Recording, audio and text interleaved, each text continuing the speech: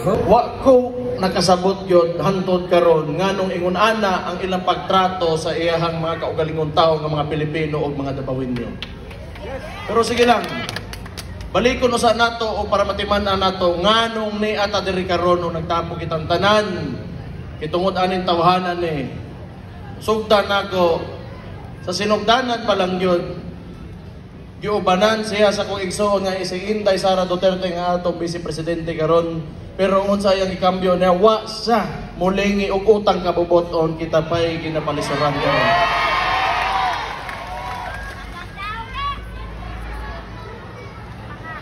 Wa gyud po tayo mahimo sa tao nga unsa. Wa ko'y giingon, ha? Sige lang,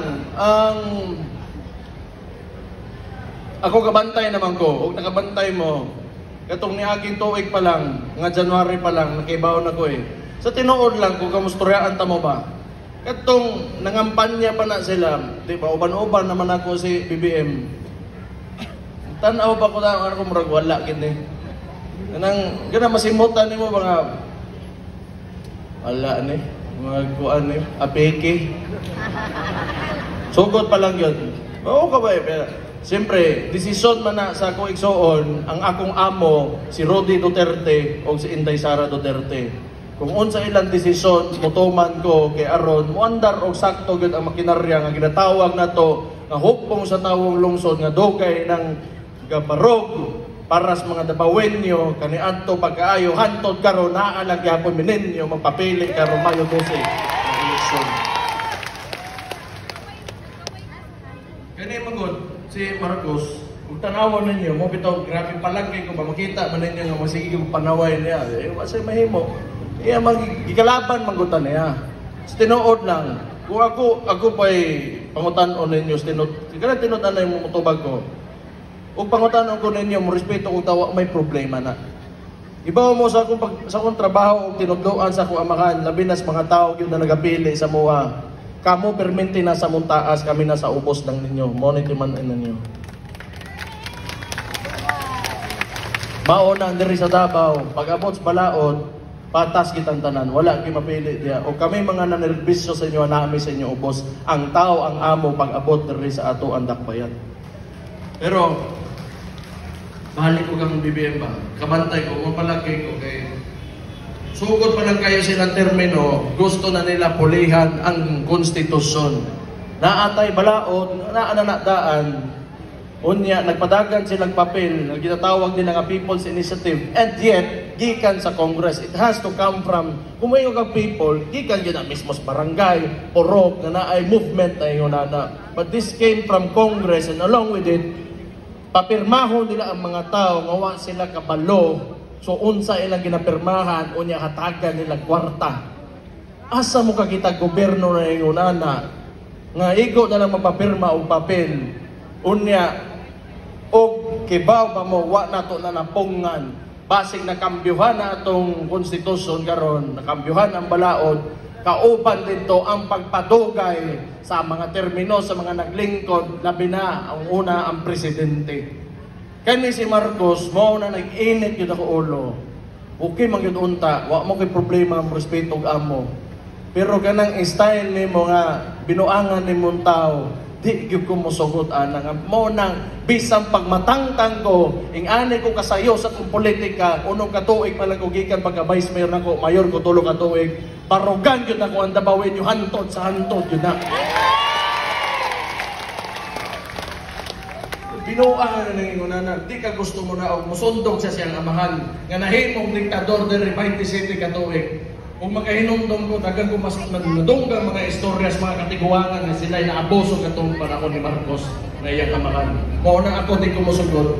Kaya ingon-anay na, timanin ninyong tanan, hinanglan ang mga politiko ninyo o mga nakatungtong sa posisyon, muagi may tanan og eleksyon. Nahibawaan ako o nadunggan ako sa baba ni Mayor Rodi Duterte. Government and society, bot pasabot ana, pag-abot sa eleksyon, kato mga dapat manglingkod, ibutang sa tao. Kato mga dili na pwede mo lingkod, kay way ayo ang trabaho o wala ka-deliver, pulihan nato kato mga tao nga manerbisyo gyud sa tao. Dapat ingon ana ta permente para ang Davao pirmi nga progresibo lang yun. Importante inyohang mga kami na mga nakalingkod o mga pilion ninyo permente mahagit o mo tubag o mga problema gyud sa Davao o diri sa tuang lugar. So importante kaayo nga progresibo ta permente o mosokol gyud kung unsay hagit sa panahon. Kapuya hangaka no lagi ni. Di sa gusto mo na og magod niya. Di na pwede. Di gid pwede nang ingon na. Nga isa pa siguro man kung maayo lang yung kayo siya o dili niya iagi sa dahas o ganang sakto o gimahal yun siya sa tao, di yun siya panaugon sa tao, naa pa siguro ingon ana mahitabo. Pero ganang imuhang ilaron ang tao, mapapirma ka diya patuyok niya, kay pulihan ni mo kwarta ang pirma, binuang na. So, gana, di gina pwede. Labi na diri sa Davao City. Dugay na kayo tag ug magahinumdum mo kaniadto. Akong amahan ni Dagan kalaban si Bendy Guzman ang administrasyon iyaha kang Ben. Gipadaog ninyo ako amahan. Daghang kwarta ang bikas pero anyong gipili si Rudy Duterte gihapon. Sa una ang the late, with all due respect, to the late Prospero Boy Nograles, nidagan siya nga speaker siya, dagan sila kwarta, pero kinsa gipili ninyo, ako igsuon gihapon, salamat kaayo ana. Kani ang pinakakuyaw gyud na butang. Ikabalo mo ngano, 2016, akong amahan, ang inyong mayor nga dugay kay direan ning lugar. Nidagan pagka-presidente, nagsugod sa survey, 20 kapin, less than 20% ang approval nga pilion siya, pero unsay nahitabo, nahimo siyang presidente. Unang Dabawenyo, unang Mindanawan nga nahimo presidente. Amoy nagsaka sa garbo nato mga Dabawenyo, mga Mindanawon. Unya karon tanawa. Unsay nakitaan sa mga Pilipino. Nganong hantod karon naa pa man mi.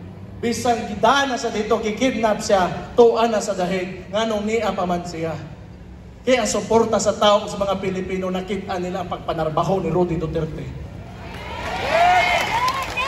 Ita mga Dabawenyo, wala taniya pakauwawi. Wala siya ninaog nga presidente, nga daghang suko niya. Ninaog siya nga presidente, nga daghang nagmahal sa iya, kung daghang nihanga sa atong lugar, ang Davao City.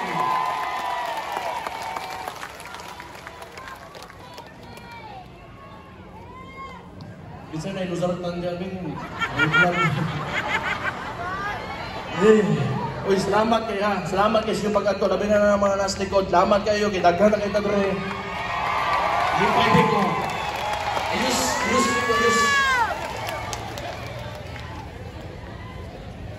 Pero sige lang, anak yun na. Huwag kita eleksyon. Yun. Gamita din ninyo. Importante yun na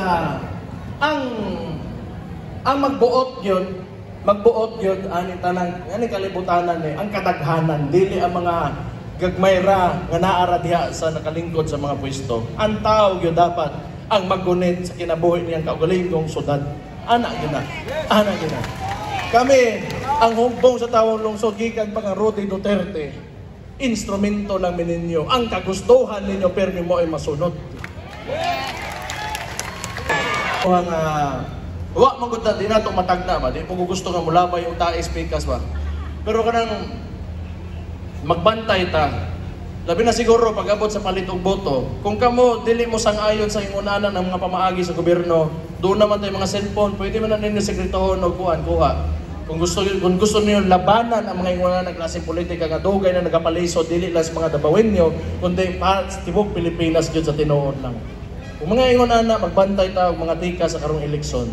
So kailangan lang vigilant ta. Unya wa ta kay bawo kung unsay kayang buhaton ani nga administrasyon kay bawo mo nga no, let me remind you, gikidnap nila si Rodi Duterte.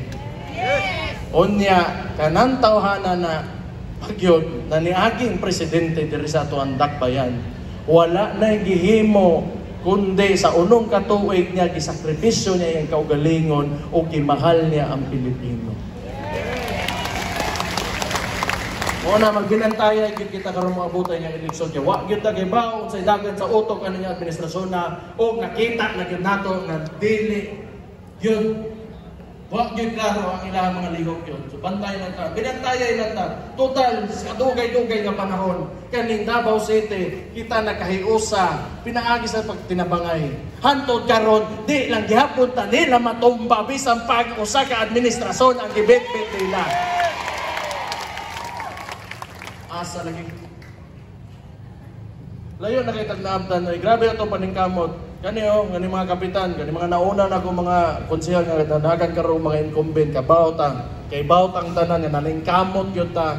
Giagi kita to sa saktong pamaagi. Unya ning kayo gyud ang kada matag tabawin nyo kada adlaw para makuha nato ning syudad nga unsa ginatungtungan nato karon. Di nilalim nga butang nga naa nato diri. Tan-aw nako. Di pagyod ta mawa, di pagyod ta matumba, kung asa man tagaron, mas mo sobra pagyod ni.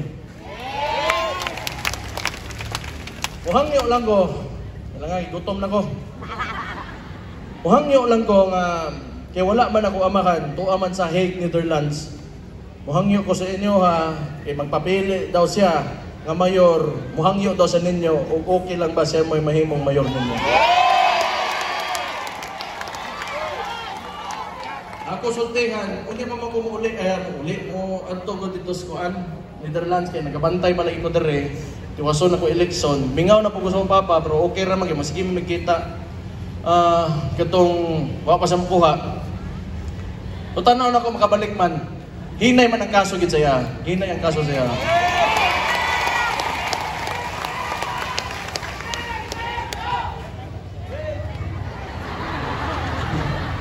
Kira na Kuha kita, karon na kita diri manukol kita. Importante kay manukol. Wala di man idautan. Balikon ako, wala tay sa nila. Wa tay sa nila. Sila ang mga namaliktad. Ang presidente ibinuangan nato ang vice presidente, gitabangan nato. Wa tay sa nila. So karon sugad-sugad na akin na to sakto pamaagi nga makuha na to mga gusto ani atong kaning kalibutan ni sa tusudad. Iagi lang gyapon na to sakto pamaagi karong Mayo 12 pilia ang mga tao nga tan-aw ninyo nasa inyong kasing-kasing nga makapalambo sa inyong lugar. Na may ayuda, tama day karon nakahinumdom ko. Kanang ayuda. Wa agi ninyo tanan, importante nga mahurot gyud ninyo. Kay ba mo ngano? Para dungagan pa nila, managan magiging samot. Dili man na nato ikaulong kuno mga ano, mo may ginahatag nila. Maong panggobyerno ra ang ilang mahatag sa tuwa, dili mga tulay flyover o mga dalan, wala na nakaron kay tanan gibutang nila sa ayuda. Kay tan-aw nila ang mga Pilipino magkwarta pero nagkamali sila diha. Kay sukad nakalingkod si Rodi Duterte pagka presidente, namatgo na ang mga Pilipino.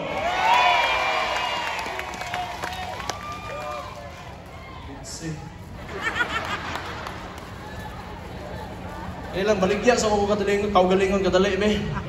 Pakita to mga achievement na nako para may bawo lang mga tao. Okay.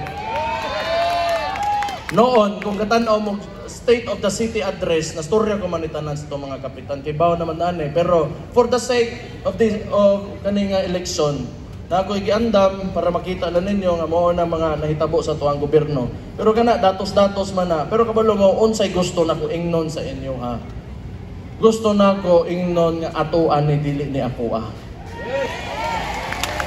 So, ako magpasalamat lang ko sa tanang suporta ninyo. Siyempre, importante kaayo ang nagapakusog sa kuha permente sa tanang politiko man siguro ang salig yun sa tao. Mo na makapabangon sa mga sa kama, musod o trabaho, o buhaton o sa mo kinahanglan buhaton.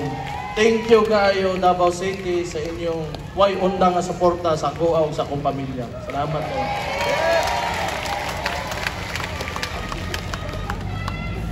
Hapit na ko malimti oh. Kuan, kani, imanan ninyo. Sige, ano lang, uy, kani tayo, di ba kinakahan silang kwarta kay, malagi, presidente itong kalaban, maniobra nila, muna na sila problema karon sa Supreme Court, nga di nila matubag, kay ginamaniobra nila ang kwarta, ginabutang nila tanan sa ayuda, maunang 40 billion nga PhilHealth, nga dili nila matubag sa Supreme Court. Actually, for your information lang, pero kani, aron maundang na ni batanan para makapadayon ta. Kay noon, ug tan-awon ninyo si Roddy Duterte, pag naog niya nga pagka-presidente, niagi sa pandemya, grabing kalisod, niagi gira. Ang ihang approval rating pirmi na sa 85 to 90, pinakataas nga presidente sa bisag asa kamo ato aning kalibutan na. Mao bitaw na karon, makakita tagwapo nga kontras o diferensya gyud sa giunsa nga napagpadagan ang gobyerno karon aning administrasyon. So unsay gusto nato, balikon nato tong kaniadto pinaagi sa to mga senador, magsugod ta diri natay upat na taga Davao diri, si Bongo, si De La Rosa, si Kibuloy o si Marites Mata. Ganahan ko siyang pangalan, Marites. Nakatawa ang mga Marites po. So ang ako lang gusto diri gyud, pinakamaayo maduso nato ang upat nato ka representante nga senador. Labi na kay ngano taga Davao ta, ang mga taga Davao, ang contribution nato sa national income dako kaayo. Kita yata ang pinakadako gawas sa NCR. So timan-in ninyo kay nang well represented ta diya sa Senate. So naatay PDP laban, mohangyo ko sa inyo ha, atong pilion ang PDP laban pagka senador nato karon moabotay nga eleksyon Mayo 12. Yes. Bus kayo ng pagpak!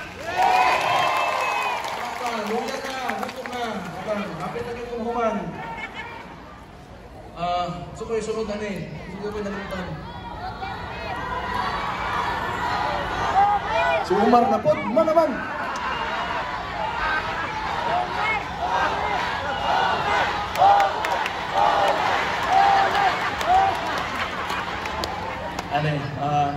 Okay naman siguro, tanaw na ko, napasabot naman tamo kung sa sitwasyon na to. Karon, dako utang ginatubang. Pero saan likos mga Dabawin nyo yun? Iba ko kaniya to pagikan pa sa kumamaan na to karon. Dili pagid ni mausab, di pagid nila mabunggag ang unsay nahimo nato diri sa ato ang dakbayan. So ako lang reminders na sa inyo bilang mayor ninyo, karon mayor pa man ko hantod June o Hulyo 1. Timanan ninyo, importante kayo nga matimanan na to o permente na sa una-una nga kita ng mga tao disiplinado. Mao ginang-una diha. Ikaduha, matumanon tagbalaod. Ikatulo, ang mga Dabawin nyo na isig na ay respeto sa isig katao. Kaupat, huot nga pagtuo sa Ginoo. Ano lang? Kaning problemahan ni malahos tani basta nagkahiyo sa tao magtinabangay kita. As always kani adto pa. Salamat kaayo sa inyong tanan mga gwapo o gwapa sa Agdao District. Mabuhay ang Agdao District! Mabuhay ang Davao! Mabuhay ang Pilipinas! Ayaw kagundang, pinakoy taling nun, 2028, basig ang sunod na presidente, Dabawin niya! Ay gabi, and God bless you, Davao City! Sa balota, pagka-busy mayor, si Bastian Master Duterte!